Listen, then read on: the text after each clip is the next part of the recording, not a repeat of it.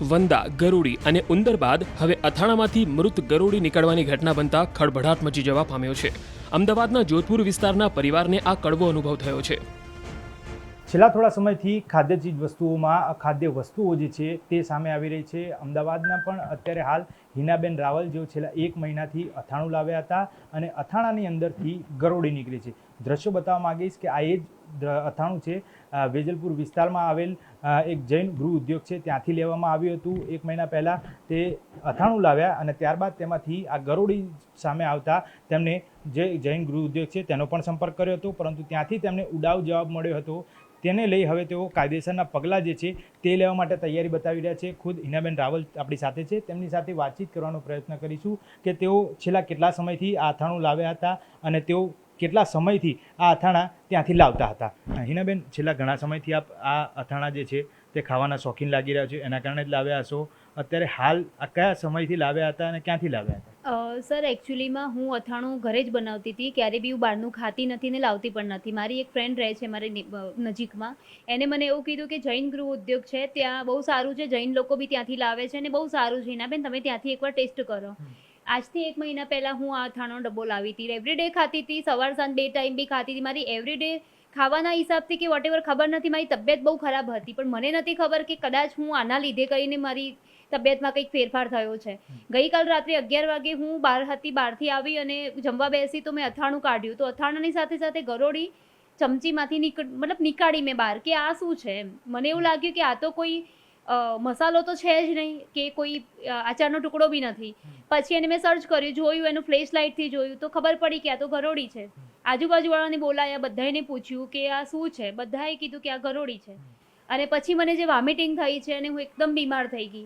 એના પછી જે અથાણાના ડબ્બા ઉપર એક નંબર લખેલો છે, શાયદ ડિસ્ટ્રીબ્યુટરનો હશે, મેં કોલ કર્યો તો એમને મને બસ એક શોર્ટકટમાં જવાબ આપ્યો કે બેન, ચિંતા ના કરશો, તમને નવો ડબ્બો આપી દઈશું પેકિંગ. આપની શું માંગ છે? ખરેખર આ યોગ્ય જવાબ છે કે કેમ? શું ખાતરી રાખવી જોઈએ? આ પ્રકારનો જવાબ ઉડાવ જવાબ માની શકાય?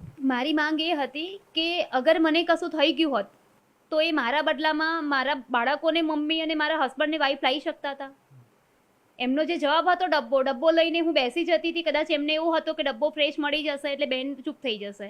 મેં એમને રાત્રે બી કીધું હતું કે ભાઈ તમે શું વાત કરી રહ્યા છો. મેં ક્રોધિત થઈને એમને જવાબ આપ્યો તો તમે શું વાત કરી રહ્યા છો, તમને ભાન છે? છતાં બી એમને મને એવો રિપ્લાય કર્યો કે બેન, તમને નવો ડબ્બો મળી જશે, હું તમને ફ્રેશ પેકિંગ વાળો ડબ્બો આપી દઈશ. છેલ્લા ઘણા સમયથી આ પ્રકારે ખાદ્ય વસ્તુઓમાં અખાદ્ય ચીજ વસ્તુઓ મળી આવતી હોય છે.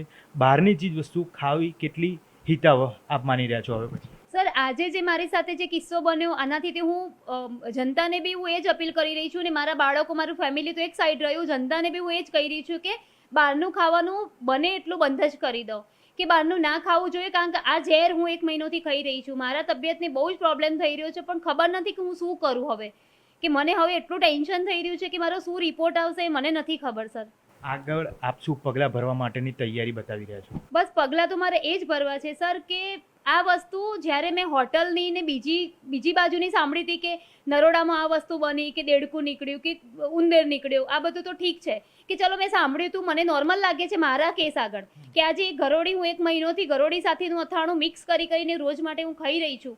આ મને બહુ મોટી ઘટના લાગી મારી આગળ, કે હું જોઈ રહી હતી. એ તો નાની વસ્તુ લાગી મને કે આ તો બહુ મોટી વસ્તુ છે. પગલાં મારે એક કે આ માણસોની જિંદગી સાથે ખેલવાડ થઈ રહી છે, કે જિંદગી માણસની જોખમમાં આવી શકે છે, કોઈને પડી નથી. કાલ રાતની હું ટ્રાય કરું છું કે ફૂડ પેકેજિંગ વાળાને કે ફૂડ સેફ્ટી વાળાને મને કોઈનો કોઈ કોન્ટેક્ટ થયો નથી. પછી મેં ડાયરેક્ટ જ્યારે જી ન્યૂઝમાં ને અહીંયા મેં તપાસ કરી ત્યારે હું ડાયરેક્ટ જઈને મળી છું, બાકી કોલ કોન્ટેક્ટ મારો કોઈની સાથે થયો નથી. બિલકુલ. તો આગામી સમયમાં હિનાબેનનું કહેવું છે કે તેઓ ફૂડ સેફ્ટી વિભાગમાં સંપર્ક કરવાનો પ્રયત્ન કર્યો તો નહોતો થઈ શક્યો, પરંતુ જ્યારે કસ્ટમર કેરમાં સંપર્ક કર્યો ત્યારે તેમને આ પ્રકારનો ઉડાવ જવાબ મળ્યો. એટલે હવે આગળ પણ તેમની કાર્યવાહી કરવાની તૈયારી છે. તો આ તરફ અમદાવાદના નરોડા વિસ્તારની જાણીતી મયુર હોટલનો એક વિડીયો સોશિયલ મીડિયામાં વાયરલ થઈ રહ્યો છે, જેમાં ગ્રાહકને પીરસવામાં આવેલા શાકમાંથી વંદો નીકળ્યો હતો. જો કે ગ્રાહકે આ અંગે સ્ટાફને ફરિયાદ કરતા સંતોષકારક જવાબ આપ્યો ન હતો. તો બીજી તરફ આજે સવારે શહેરના સરખેજના પાન પાર્લરની દુકાનમાંથી ખરીદવામાં આવેલ ઠંડા પીણાની બોટલમાંથી કાન ખજૂરો નીકળતા ગ્રાહક સ્તબ્ધ થઈ ગયો હતો.